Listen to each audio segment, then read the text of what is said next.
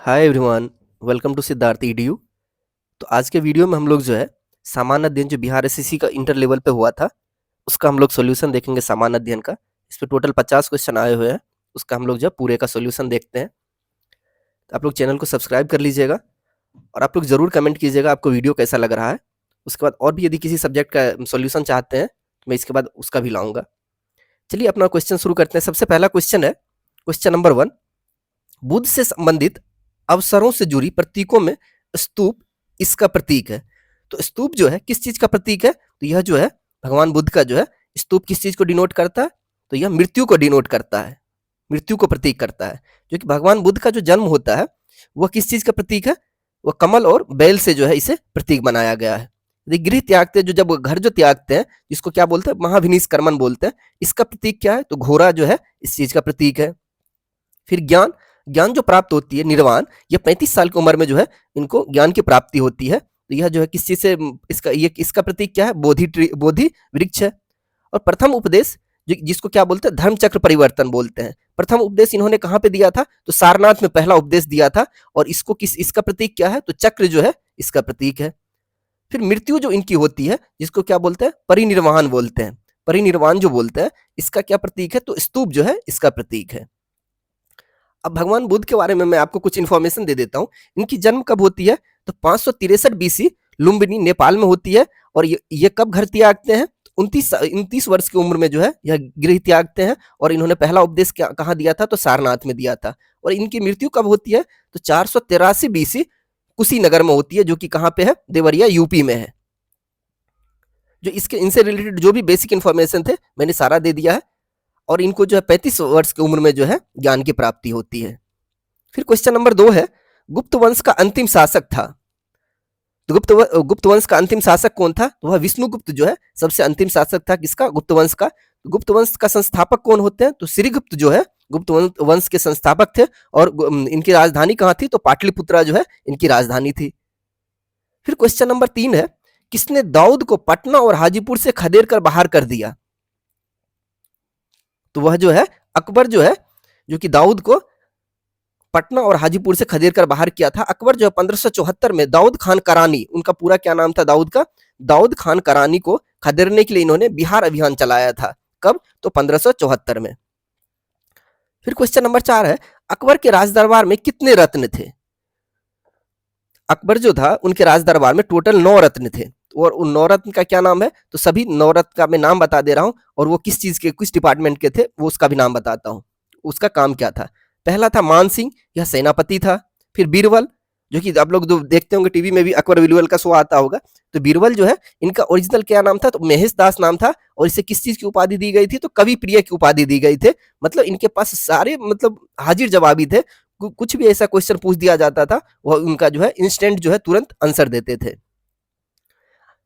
फिर तीसरा कौन है? तानसेन, यह संगीतकार थे। और इनका असली नाम क्या था? तो इनका असली नाम क्या था? तो रामतनु पांडे है।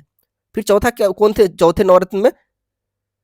तो वह थे टोडरमल, यह वित्त डिपार्टमेंट, फाइनेंस डिपार्टमेंट जो था उनको संभालते थे। फिर पांचवा कौन था? अब्दुल रहीम, यह एक विद्वान थे, बहुत ही पढ़े लिखे थे। मुल्ला दो प्याजा जो है उस नवरत्न में, ये छठवें कौन थे? तो मुल्ला दो प्याजा, ये क्या थे? सेफ थे, ये खाना मतलब खाना बनाने वाले डिपार्टमेंट में थे। फिर सातवां कौन थे? हमीम हमाम, हमीम हमाम जो है ये शिक्षा विभाग को देखते थे। फिर आठवां कौन थे? अब्दुल फजल, अब्दुल फजल जो थे यह वजीर थे। और नौवां कौन थे? फैजी थे, यह दरबार के कवि थे। तो नवरत्न आप लोगों ने देख लिया क्या क्या नाम था। और यह अकबर के नवरत्न थे उनके दरबार में। फिर क्वेश्चन नंबर 5 है, गोवा से पूर्व पुर्तगालियों की भारत में कौन सी राजधानी थी? तो गोवा से पहले कौन सी राजधानी थी? तो वह थी कोचीन थी, केरला। केरल में जो है यह कोचीन है, वहां पे पहली राजधानी मतलब स्टार्टिंग में राजधानी थी किसकी? पुर्तगाल की। फिर 1510 ईस्वी में यह स्थानांतरित कर दिया गया। कब? तो 1510 में कहा किया गया? तो कोचीन से गोवा कर दिया गया।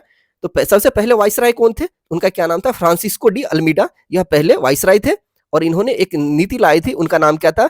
नीली जल नीति। इन्होंने फ्रांसिस्को डी अल्मीडा जो है ब्लू वाटर पॉलिसी जिसको बोलते हैं, नीली जल नीति इन्होंने निकाला था। फिर क्वेश्चन नंबर 6 है, गुरु नानक का जन्म कहां हुआ था? तो गुरु नानक का जन्म जो है तलवंडी में हुआ था। तलवंडी ये कहां पे है? कोटा वाला तलवंडी नहीं, यह जो है तलवंडी पाकिस्तान में है। गुरु नानक यह जो है जो सिख धर्म के संस्थापक कहलाते हैं और सिख धर्म के पहले गुरु हैं गुरु नानक। इनकी जन्म कहाँ होती है? तलवंडी पाकिस्तान में होता है। और इनका जन्म कहाँ कब होता है? तो 1469 में होता है। फिर क्वेश्चन नंबर 7वां है, अंग्रेज ने बहादुर शाह द्वितीय को देश से निकालकर कहां भेजा था? जब 1857 की लड़ाई होती है तो कौन लीड करते हैं? तो बहादुर शाह द्वितीय है यही लीड करते हैं। जब हारने के बाद इसे कहां भेज दिया गया था? तो रंगून भेज दिया गया था। फिर क्वेश्चन नंबर 8वां है, अभिज्ञान शाकुंतलम का प्रथम अंग्रेजी अनुवाद किसने किया? तो अभिज्ञान शाकुंतलम जो है, यह जो उपन्यास है, ये किसके द्वारा लिखा गया था? तो कालिदास के द्वारा लिखा गया था। और ये जो है किसके द्वारा ये इंग्लिश में अनुवाद किया गया था? उनका नाम था विलियम जोन्स के द्वारा 1879 ईस्वी में जो है इंग्लिश अनुवाद किया गया था। और उसका टाइटल क्या रखा गया था? उसका टाइटल रखा गया था, शीर्षक रखा गया था शकुंतला या फेटरिंग नाम जो है ये रखा गया था। देखिए इसका आंसर इसमें ऑप्शन में कोई नहीं है, तो इसका आंसर क्या हो जाएगा? William Jones. फिर क्वेश्चन नंबर 9वां है, अंग्रेज के भारत में राज्यकाल में आखिर से एक पूर्व वाइसराय कौन थे? मींस अंतिम जो सबसे अंतिम वाइसराय कौन थे? तो वह थे लॉर्ड माउंटबेटन। उससे पहले कौन वाइसराय बने थे? उनका नाम था वोवेल, लॉर्ड वोवेल। ये जो है 1943 से लेकर फरवरी 1947 तक यह वाइसराय बने थे। सबसे अंतिम में कौन बनते हैं? उनका नाम रहता है लॉर्ड माउंटबेटन। ये लॉर्ड माउंटबेटन ये 21 फरवरी 1947 से 15 अगस्त 1947 तक जो है यह वाइसराय रहते हैं। अब देखिए मिंटो और इरविन के बारे में बताता हूं। मिंटो क्या थे? तो यह कब से कब तक वाइसराय रहते हैं? तो 1906 से लेकर 1910 तक लॉर्ड मिंटो जो है वाइसराय रहते हैं भारत के यहाँ पे। और यह इन्हीं के समय काल में मुस्लिम लीग की स्थापना होती है।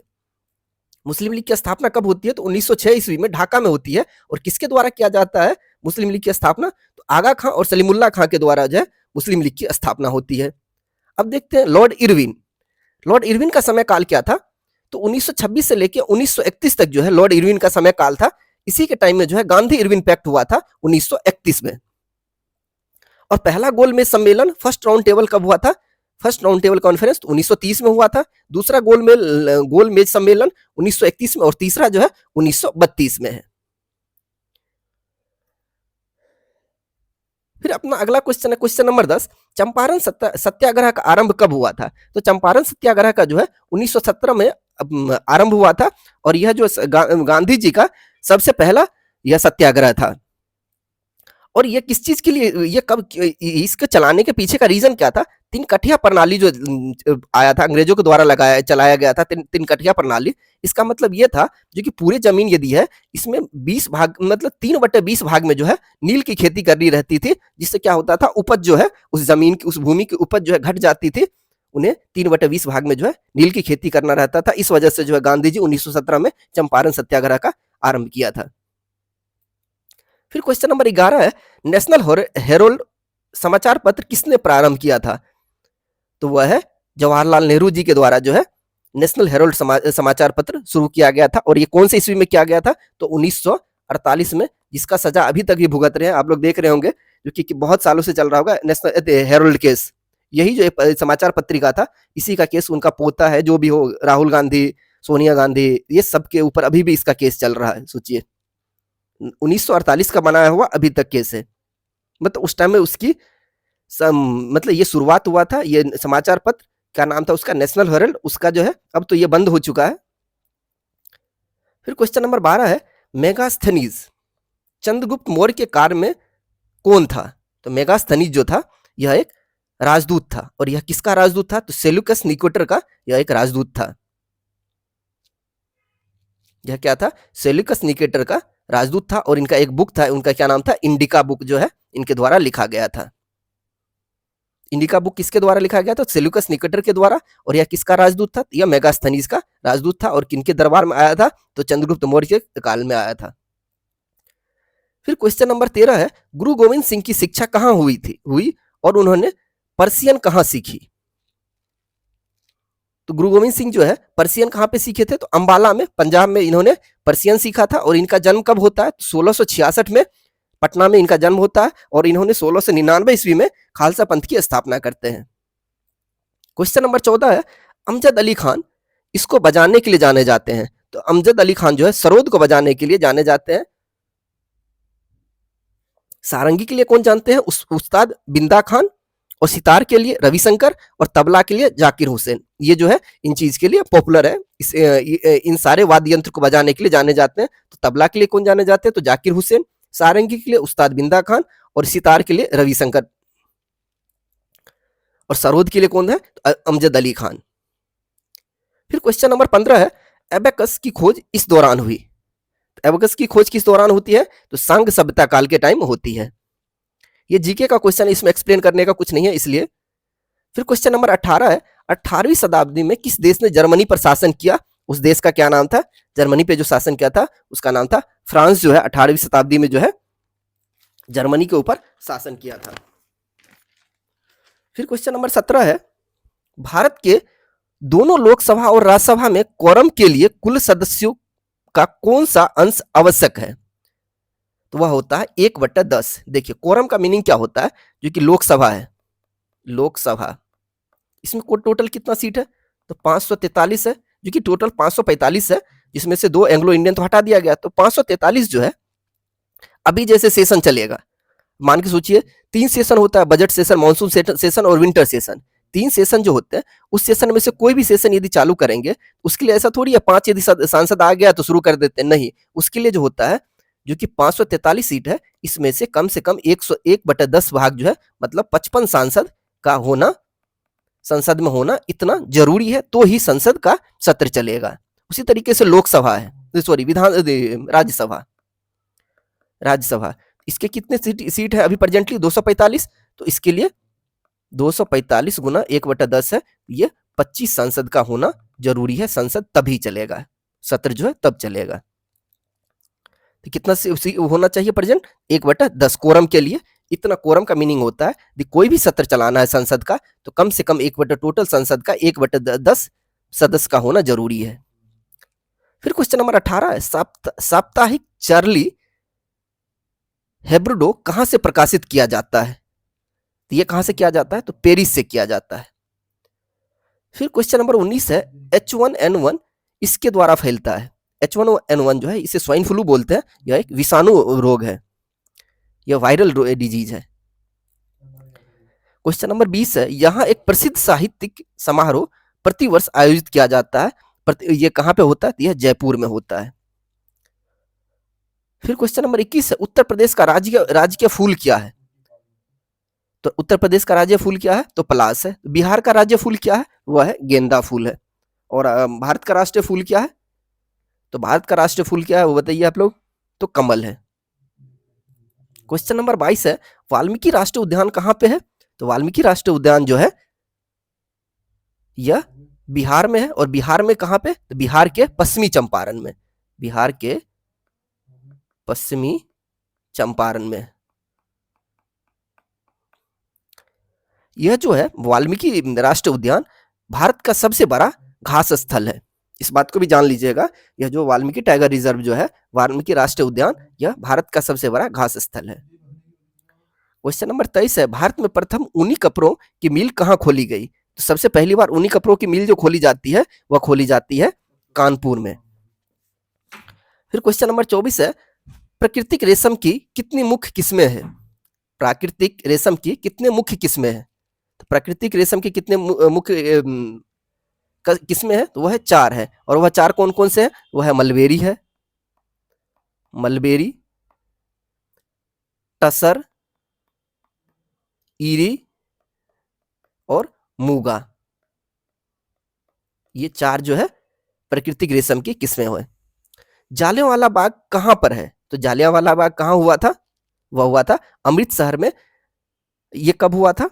जालियांवाला बाग कब हुआ था? तो 13 अप्रैल 1919 को हुआ था। 13 अप्रैल 1919 को जालियांवाला बाग हुआ था। इसके जांच के लिए जब ये जालियांवाला बाग होता है, जनरल डायर जो है वो आदेश चला देते हैं, जो कि सारे निहत्थे लोगों पे गोली चला देने के लिए। उसमें लगभग बहुत सारे लोग मारे गए थे भारतीय। उसको जांच करने के लिए एक कमेटी बनाया गया था। उस कमेटी का क्या नाम था? तो हंटर कमेटी जो है बनाया गया था। उसमें 4 अंग्रेज थे और 3 भारतीय थे। फिर उसके बाद क्वेश्चन नंबर 26 है, तमिलनाडु में पाई जाने वाली मुख्य जनजाति है। तो तमिलनाडु में पाई जाने वाली कौन सी मुख्य जनजाति है? तो वह इरूला जो है, यह मुख्य जनजाति जो है तमिलनाडु में पाई जाती है। जारवार जनजाति कहाँ पाई जाती है? तो जारवार जनजाति कहाँ पाया जाता है? तो अंडमान में पाया जाता है। फिर क्वेश्चन नंबर 28 है, भारत की सर्वप्रथम वन्य जीव संरक्षण परियोजना का नाम था, तो वह क्या नाम था? तो उसका नाम था टाइगर नाम था। इसके किस किस अधिनियम के तहत ये क्या शुरू किया गया था? तो ये जो शुरू है वन्य जीव संरक्षण अधिनियम 1972 के तहत, अधिनियम 1972 के तहत यह परियोजना शुरू हुआ था। फिर क्वेश्चन नंबर 29 है, नीति आयोग का प्रारंभ कब हुआ? नीति आयोग का प्रारंभ कब हुआ? तो नीति आयोग का प्रारंभ कब होता है? तो 1 जनवरी 2015 जनवरी 2015 से जो है नीति आयोग बनाया गया था। देखिए, नीति आयोग से पहले क्या नाम था? वित्त आयोग नाम था, जो हर पंचवर्षीय योजना था। यह नीति आयोग जो है कौन से मॉडल पे बेस है? तो टॉप डाउन मॉडल पे बेस है। नीति आयोग का फुल फॉर्म क्या होता है? तो national institute for transforming India. पहले यह प्लानिंग कमीशन था। इसके अध्यक्ष, नीति आयोग के अध्यक्ष कौन होते हैं? तो ये होते हैं प्रधानमंत्री होते हैं। अभी प्रेजेंट में जो है, जो कि नीति आयोग के सीईओ कौन है? तो वह है सुब्रमण्यम है। नीति आयोग के बारे में मैंने बता दिया। इसकी शुरुआत कब होती है? तो नीति आयोग की शुरुआत जनवरी 2015 से होती है, जो कि यह कौन से मॉडल पे बेस है? तो टॉप डाउन मॉडल पे बेस है नीति आयोग। और इसका फुल फॉर्म क्या होता है? National institute for transforming India नाम है इनका। पहले इनका क्या नाम था नीति आयोग का? तो प्लानिंग कमीशन नाम था। नीति आयोग के अध्यक्ष कौन होते हैं? तो प्रधानमंत्री होते हैं। और अभी जो प्रेजेंट टाइम में जो है, वर्तमान समय में नीति आयोग के सीईओ कौन है? तो वह है सुब्रमण्यम है। क्वेश्चन नंबर 30 है, पवनार आश्रम के संस्थापक कौन थे? तो पवनार आश्रम के संस्थापक कौन थे? तो वह थे विनोबा भावे। और यह कब इसकी स्थापना होती है? तो 1934 में होती है। पवनार आश्रम जो है विनोबा भावे के द्वारा स्थापना होती है। जम्मू और कश्मीर की शासकीय भाषा कौन सी है? तो वह है उर्दू है। फिर क्वेश्चन नंबर 32 है, जापान की संसद कहलाती है? तो जापान की संसद क्या कहलाती है? तो वह कहलाती है डाइट कहलाती है। और कोर्टेस जो है ये कहाँ की संसद है? स्पेन की संसद है। सेजिम जो है यह पोलैंड की संसद है। डेल पता नहीं, ये शायद ये कहीं की संसद नहीं है, बस ये ऑप्शन में इस तरीके से दिया गया।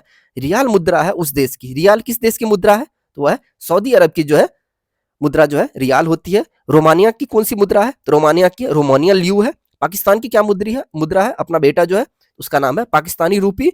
और अंगोला किसका मुद्रा है? तो क्वांजा का जो है मुद्रा है। भारतीय झंडे में चक्र का रंग है, जो भारत का झंडा है उसमें चक्र का क्या रंग है? वह जो है नीला रंग है।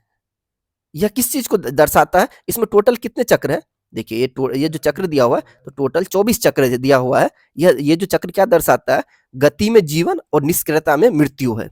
इस चीज को बताता है वह जो चक्र जो दिया हुआ है झंडे में, जो कि ये बोलता है गति में जीवन और निष्क्रियता में ये मृत्यु है। फिर क्वेश्चन नंबर 35 है, वंदे मातरम का अंग्रेजी में अनुवाद किसने किया? तो वंदे मातरम का अंग्रेजी में अनुवाद किसने किया था? तो अरविंद घोष ने किया था। वंदे मातरम किसके द्वारा लिखा गया था? तो बंकिम चंद्र चटर्जी के द्वारा लिखा गया था। और यह पहली बार कब गाया गया था कांग्रेस के अधिवेशन में? तो 1896 वाले अधिवेशन में जो है यह वंदे मातरम गाया गया था। वंदे मातरम जो है यह हमारा राष्ट्रीय गीत है। और ये किसके द्वारा लिखा गया था? तो बंकिम चंद्र चटर्जी के द्वारा लिखा गया था। और इसका अंग्रेजी अनुवाद किसने किया था? तो अरविंद घोष ने किया था। और ये अंग्रेजी अनुवाद में इसका क्या नाम था? तो शीर्षक जो दिया गया था, मदर आई बो टू दी। उसका शीर्षक क्या नाम दिया गया था? तो उसका नाम दिया गया था मदर आई बो टू दी। क्वेश्चन नंबर 36 है, चैत्र एक प्रायः पड़ता है इस दिन को। चैत्र जो है कब पड़ता है? तो मार्च में पड़ता है। देखिए मैं यहाँ पे एक ले आया हूं जो कि आखिर में कब क्या बोला जाता है। चैत्र इसका मतलब सीक्वेंस से बताता हूँ नाम। और ये कब से स्टार्ट होता है? तो मार्च से स्टार्ट होता है। मार्च अप्रैल मई जून इस तरीके से चलता है। चैत शक माह जो होता है, चैत वैशाख ज्येष्ठ आषाढ़ सावन भादो आश्विन कार्तिक अगहन पौष माघ फागुन, ये जो है 12 है। शुरुआत कहाँ से होती है? चैत से होती है। चैत्र ये जो है मार्च से शुरू होता है। सत्यमेव जयते कहाँ से लिया गया है? तो सत्यमेव जयते जो है मुंडका उपनिषद से यह लिया गया है। देखते होंगे यहाँ पे जो है इसमें जो सत्यमेव जयते जो लिखा हुआ है यह कौन से लिपि में लिखा हुआ है? यह देवनागरी लिपि में लिखा गया है। और इसे कहाँ से लिया गया है? इसे मुंडका उपनिषद से लिया गया है। क्वेश्चन नंबर 38 है, मार्च 2016 में गतिमान एक्सप्रेस की आइजमाइशी ट्रायल यात्रा दिल्ली और किस शहर के मध्य की गई? तो वह जो है दिल्ली और आगरा के बीच किया गया था। फिर क्वेश्चन नंबर 39 है, किसका उपन्यास द बाल है? यह किसका है? यह है राहुल द्रविड़। द वाल होगा, सॉरी यहाँ पे लिखने में गलती है, द वाल मतलब दीवार के जैसा खड़े रहना, वह जो है राहुल द्रविड़ है। रेड क्रॉस का मुख्यालय कहां पर है? तो रेड क्रॉस का मुख्यालय कहां पे है? तो वह स्विट्जरलैंड में है। इसकी स्थापना किसके द्वारा होती है? रेड क्रॉस की स्थापना किसके द्वारा होती है? तो वह होती है हेनरी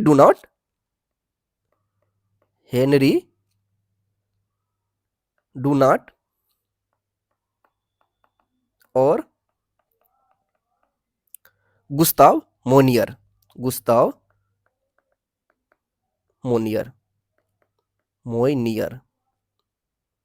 ये कब होता है?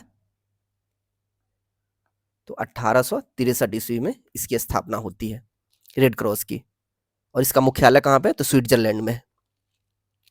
फिर क्वेश्चन नंबर 41 है, आनंद मठ के लेखक थे। आनंद मठ के लेखक कौन थे? तो वह थे बंकिम चंद्र चटर्जी। जो इसी आनंद मठ इसी में जो है पहली बार वंदे मातरम उपन्यास प्रकाशित हुआ था। वंदे मातरम जो है पहली बार कौन से उपन्यास में प्रकाशित हुआ था? तो आनंद मठ में। और आनंद मठ किसके द्वारा लिखा गया था? वह बंकिम चंद्र चटर्जी के द्वारा। द ऑडेस्टी ऑफ होप किसने लिखी है? यह किसके द्वारा लिखा गया है? तो वह है ओबामा के द्वारा। यह जो है बुक लिखा गया है जिसका नाम है द ऑडेस्टी ऑफ होप।